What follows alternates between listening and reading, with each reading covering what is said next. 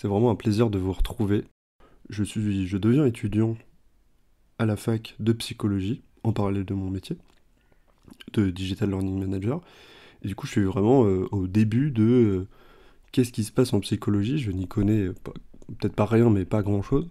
Et du coup, il y a cette idée de, ouais, pour l'instant, je suis vraiment une graine de psychologue. Et je voulais dédier un épisode quand même particulier à justement de comment je suis entré dans cette fac. Et qu'est-ce qui va se passer juste avant la rentrée. Au moment où j'enregistre, je ne suis pas encore dans ma rentrée, mais ça arrive très très très prochainement. J'ai candidaté, je crois, en juin, donc juin 2022. Juin 2022, donc il fallait faire un dossier avec le CV, une lettre de motivation. Pourquoi vous allez faire cette formation de psychologue à Paris 8, qui est une université totalement à distance. Du coup, tout se passe à distance. Les examens, les cours, il n'y a pas de moment synchrone, c'est tout quasiment en asynchrone. Donc, CV, lettre de motivation, les notes du bac. Donc c'était assez drôle parce que ça fait 10 ans que j'ai passé le bac, donc ressortir ces notes-là. Après, 2-3 infos, carte d'identité, tout ce que vous voulez, ce genre de choses. Tout ce qui est important, je pense qu'ils regardent vraiment, c'est CV et la lettre de motivation. Et donc j'ai postulé vraiment le jour, il fallait vraiment être connecté à l'heure, je crois que c'était à 10h du matin, il fallait être connecté, et je crois qu'à 10h11 c'est bon, c'était, parce que j'ai eu un petit problème technique évidemment, mais à 10h11 j'avais postulé, c'était envoyé. Parce qu'il y a eu beaucoup de conseils, je m'étais renseigné sur internet pour vraiment postuler au bon moment. Et voilà. Et pour information, j'avais aussi postulé, je me suis dit, dans une deuxième fac, avec Parcoursup, donc pareil, quand on a passé le bac il y a 10 ans, c'est assez drôle. Et j'ai postulé à la fac de Jean Jaurès, je crois. Jean Jaurès à Toulouse. Et vraisemblablement, j'avais pas été pris, ou j'étais toujours en liste d'attente vraiment très très longtemps. Du coup, au bout d'un moment, je l'ai désactivé. Enfin, quand j'ai su que j'étais pris à Paris 8, j'ai désactivé. Bref, je crois que j'ai postulé début juin à Paris 8, qui est assez réputé justement pour ses. Enfin, qui est assez réputé et qui fait des cours à distance, donc très très pratique pour moi, surtout quand on a un temps plein à côté. Et je crois que j'ai eu la réponse fin juin. Ouais, ça doit être ça, j'ai eu la réponse fin juin. Donc vraiment très très heureux de cette nouvelle. Enfin, j'étais vraiment pas sûr d'être pris. Parce que j'ai un profil qui est quand même un peu bizarre où je suis ingénieur, je suis digital learning manager, je me suis déjà reconverti. Et je vais faire psychologue, donc ça faut bien l'expliquer dans la lettre de motivation. Et donc j'ai été pris, donc très heureux. Et donc voilà, très heureux. Vraiment pour vous transmettre ce que j'ai vécu au moment où j'ai reçu le mail d'admission. Et j'avais deux sentiments en même temps. C'était extrêmement heureux. Enfin, vous imaginez bien, hein. Vraiment extrêmement heureux. Et d'un côté, je me suis dit, waouh, je suis dans la merde. Parce que j'ai un boulot à côté, il va falloir que je fasse la fac. Ce qui n'est pas forcément facile parce qu'il faut se trouver du temps dans la semaine, le week-end. Enfin, il faut faire aussi des choix. Il faut vraiment prioriser son temps. Et ça, c'est quelque chose qui me fait encore un petit peu peur parce que je ne l'ai pas encore testé. Je me suis un peu préparé, mais qu'est-ce qui va se passer en vrai? Et voilà, j'ai fait mon inscription administrative, donc il faut donner les papiers, etc. J'ai d'ailleurs reçu ma carte d'étudiant. Donc ça y est, retour en mode étudiant, ça faisait pas si longtemps que ça, mais là j'ai vraiment une carte. Et j'ai eu aussi les accès à la plateforme, donc il y a une plateforme vraiment pour Paris 8, l'enseignement à distance. Et il y a aussi un accès, donc tout ce qui est messagerie, etc. Et il y a aussi un accès à un Moodle, donc c'est là où vraiment tous les cours sont donnés. Donc vraisemblablement c'est sous forme plutôt de PDF, mais il y a aussi, j'imagine, des vidéos, peut-être des audios, enfin tout ce genre de choses.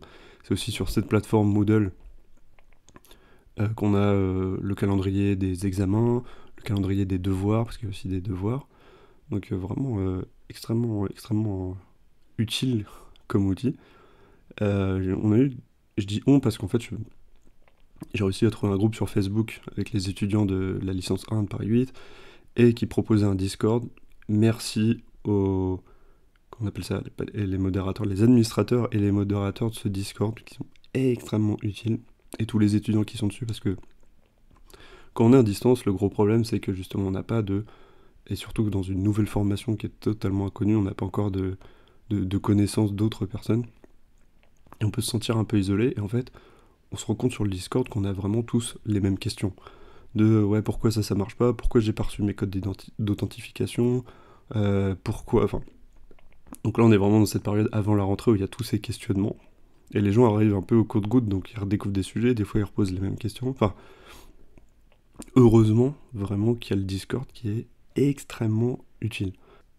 Donc voilà, mon mois d'août a consisté à regarder, à bien activer mes comptes, Moodle, etc. À intégrer le Discord, qui est encore une fois très utile, je pense que je le dirai jamais assez. Parce que si une partie, donc là c'est plutôt sur avant la rentrée, mais aussi après la rentrée, au moment où on a les cours, on va pouvoir discuter des cours ensemble entre étudiants et ne pas être isolé justement. Et c'est une période assez particulière, puisque vu qu'on est tous à distance et qu'on a tous, enfin pas tous, mais beaucoup des temps de travail, des temps pleins, éventuellement des enfants, il y a un côté aussi très rassurant qui est important. C'est pas que la connaissance, c'est vraiment se rassurer et arriver à c'est pas juger le mot, mais arriver à dire ah oui toi t'en es là, bah moi j'en suis là. Qu'est-ce que t'en penses parce que l'examen il est à telle date. Enfin bref, vous voyez un petit peu l'idée vraiment de se rassurer alors que tout seul sur un sujet totalement inconnu comme ça dans un nouvel établissement, je pense que c'est très très très difficile. Et du coup, ne pas hésiter à utiliser la communauté apprenante. Donc avant, au tout début, pour revenir sur un peu l'établissement Paris 8, avant sur l'organisation, c'était des examens une fois par an, je pense vers avril, et une session de rattrapage en juin. Là, j'ai l'impression que c'est depuis cette année qu'ils sont passés à la semestrialisation.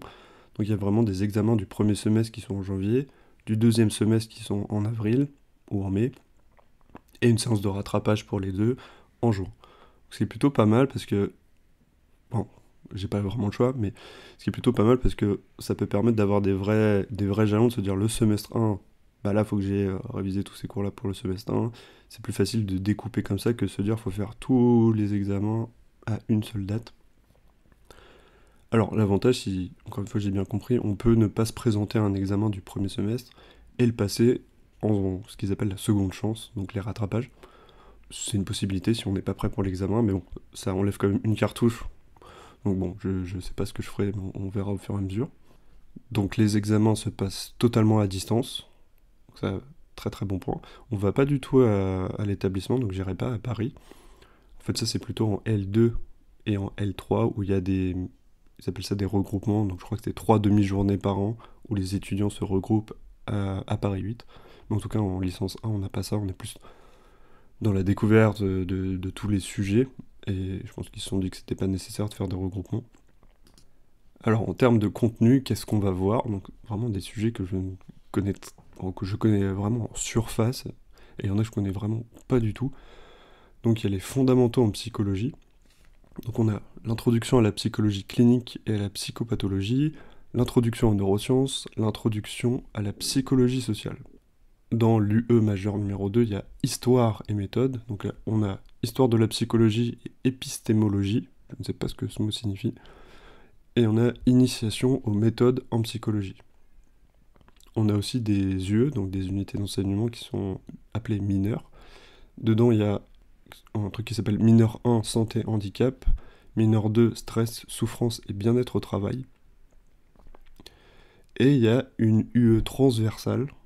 Donc il y a deux UE fondamentaux, une UE mineure, une UE transversale, donc c'est préparation PIX, méthodologie disciplinaire intégrant les méthodes du travail universitaire et documentaire, et la découverte hors du champ de la psychologie. Donc pour PIX, c'est en fait un test informatique qui commence à être un petit peu connu. Voilà, ça regarde qu'est-ce que vous savez faire avec PowerPoint, avec Word, avec Excel, avec plein d'autres choses, j'imagine, parce que j'avais déjà fait pour ma formation le bahut. Mais là, je pense il va encore plus loin. Apparemment, c'est quelque chose de très chronophage à faire, et qui est pour le coup pas de la psychologie, c'est une unité transversale. La méthodologie disciplinaire, eh ben, on va voir justement qu'est-ce qui passe dans le travail universitaire, donc il y a les techniques d'apprentissage, la gestion du temps, mais il y a aussi la vraie recherche documentaire que moi j'ai jamais fait universitaire, de bien citer ses sources, de bien trouver de la bonne information sur des articles scientifiques, chose que je n'ai jamais fait ou très très peu.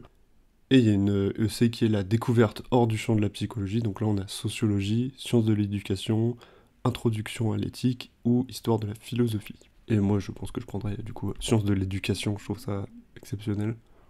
Donc tout ça, c'était pour le semestre 1. Pour le semestre 2, on a une UE majeure qui est fondamentaux en psychologie 2.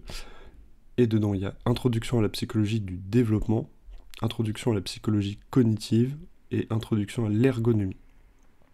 On a une autre UE majeure, l'UE majeure 4, méthode et statistiques, qui fait apparemment peur aux étudiants.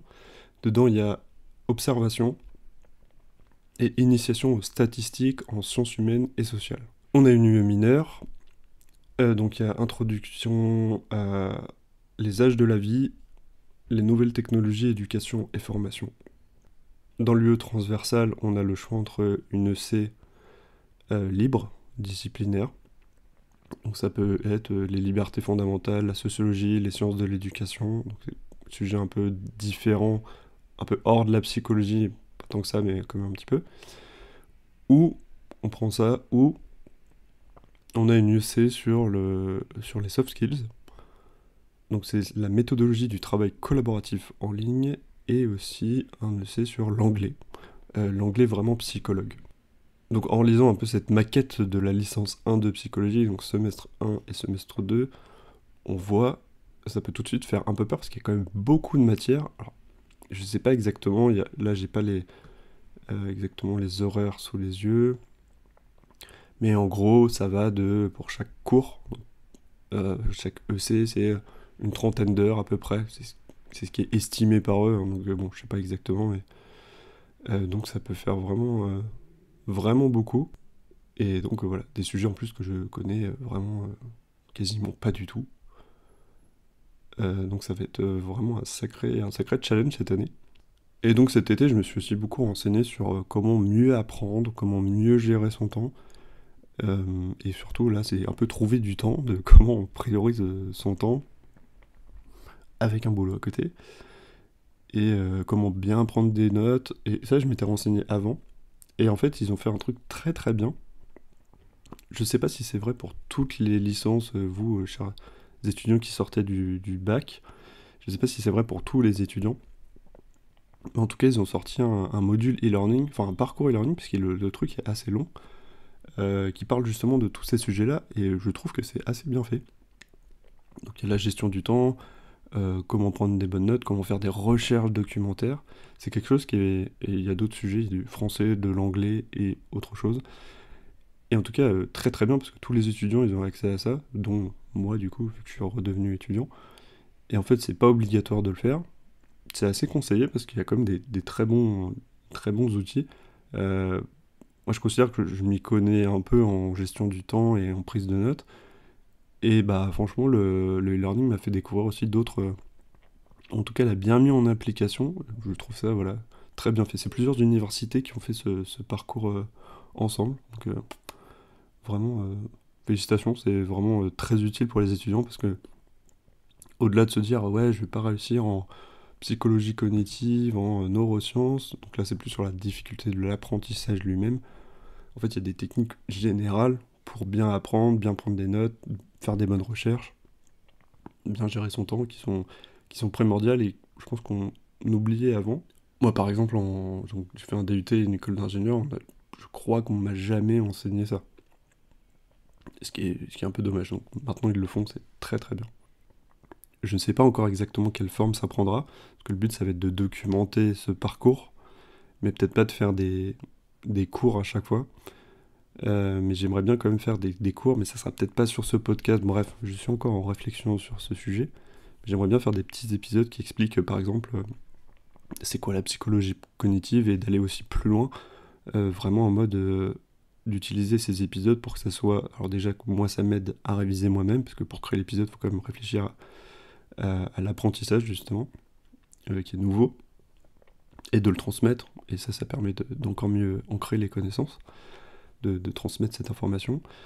Mais je sais pas si ce sera sur ce podcast ou sur une chaîne YouTube, mais voilà. Mon but, c'est de faire des petits tutos qui résument bien les notions de cours et qui permettent de réviser facilement. Et aussi pour des gens qui connaissent pas du tout le sujet, qui sont intéressés, et pourquoi pas écouter par exemple un épisode sur le fameux Freud ou ce genre de choses. Donc voilà, je me suis lancé un peu dans cette aventure. Donc si on regarde au global, c'est dans 5 ans, parce que pour être psychologue en France, c'est un master de psychologie. Mais là, on va surtout regarder la première année, regarder au fur et à mesure. Peut-être que je vous ferai un épisode vraiment sur le parcours, sur les gros points d'étape. Et de voir, voilà, est-ce que je vais réussir, est-ce que je vais rater, est-ce que je vais réussir à bien gérer mon temps, parce qu'il faut faire attention aussi à sa santé mentale, hein, parce qu'il faut penser qu'il faut faire des pauses aussi, quand on a un boulot à côté, plus des études, bah, ça va encore une fois que j'ai pas d'enfant, mais je trouve ça très compliqué. Donc on verra ça au fur et à mesure. Voilà, j'espère que cet épisode vous a plu, vous a un peu éclairé sur ce que c'était Paris 8, l'université à distance, et voilà, qu'est-ce qu'on a comme cours. Ça a l'air d'être assez badass. En attendant, et ben moi c'est bientôt ma rentrée. Je vous dis à bientôt dans un prochain épisode, et en attendant, n'oubliez pas, ce que vous plantez maintenant sera récolté plus tard.